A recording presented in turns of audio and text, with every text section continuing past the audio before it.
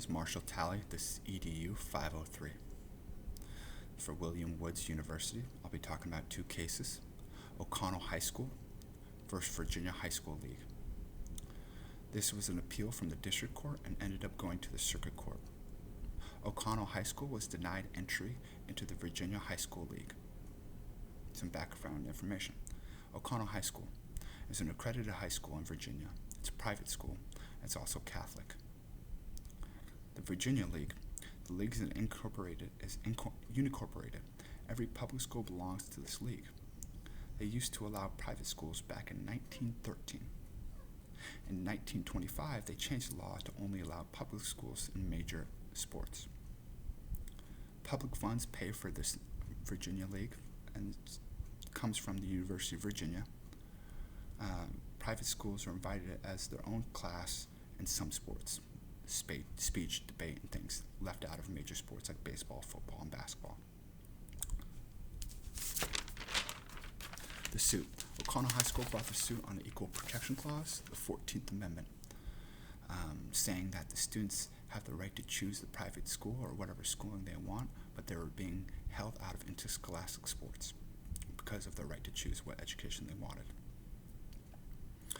Also, not being able to be in interscholastic sports, this also denied the students, they felt like, from higher opportunities of scholarships, a chance to go in pro, and secondary levels of education. The defense. They used three arguments to defend against them. The league said that O'Connell had no federal rights deprived from them, and forces public schools to join because they have eligibility rules concerning transfer students. A lot of private schools during this time did not have eligibility transfer rules, and that was the Virginia High School League's fear. They also feared that from transferring that private schools have no zoning laws about recruiting students, so they could be inside of a public school zone and still recruit students from that public school to come to private school. They were afraid of that. And they also said it would break their establishment clause of the First Amendment, which is keeping the sanctity of the sport. The court characterized this thing as a right, assessed cases of exclusion of private schools. It does not hinder religion, financial, or due to denied membership. The appeal court stated that hopes and dreams of becoming pro or getting a scholarship are not promised by the 14th Amendment. Education is not a fundamental right along with sports. And also getting a scholarship is not protected by the 14th Amendment. So in order to win this case, O'Connell High School had to go off some different things. So the court also stated this. An alleged abridgment is of the right of the private school students to be treated similar as public school students with regard to participation in interscholastic sports, athletics, where there is no rational base for treating the two classes of students differently. That is, O'Connell claims that the students have been denied the right to equal opportunity to compete in interscholastic sports. Claimed denial of equal protection by state action arises under the Constitution and would normally be within district court's jurisdiction. Unless substantial or frivolous, under the facts of the present case, we cannot say that the claimed denial and equal protection lacks substance. Therefore, the district court properly took jurisdiction of the claim pursuant. The league had based because of draw of students, attendance, violation of the spirit of transfer when students transfer.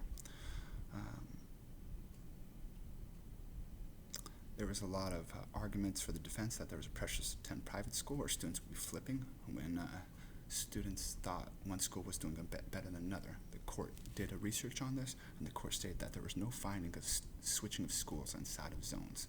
So, in saying that, they reversed the case and allowing the O'Connell High School to be a part of the Virginia High School League.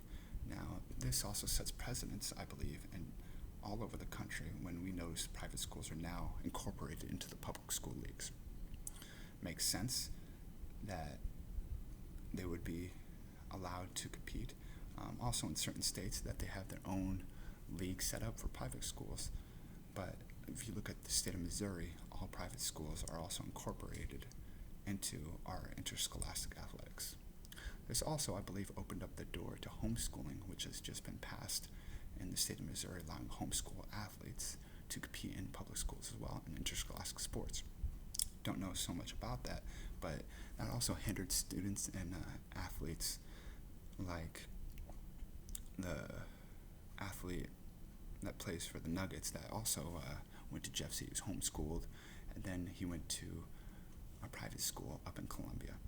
So he dropped out of homeschooling when he was in middle school just to join the high school team. Michael Porter would be the one I was talking about. Michael Porter's whole family is homeschooled all the way up to middle school. And once they hit high school, because of the rules, then they join private school or public school. This is what Virginia feared, but with this, there are many rules that have been set up as well. So in my district as well, we had a student transfer from a private school to a public school.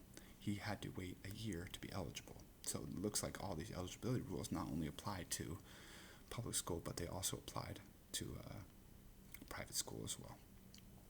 On the side of O'Connell High School, trying to get into the Virginia League, this is they tried as many tactics as they could, and it looked like they were denied by the courts because they thought it was the 14th Amendment right. But then the court agreed with them, stating that there was no proof that students were going to switch, and also that it was not hindering their religious or financial freedoms.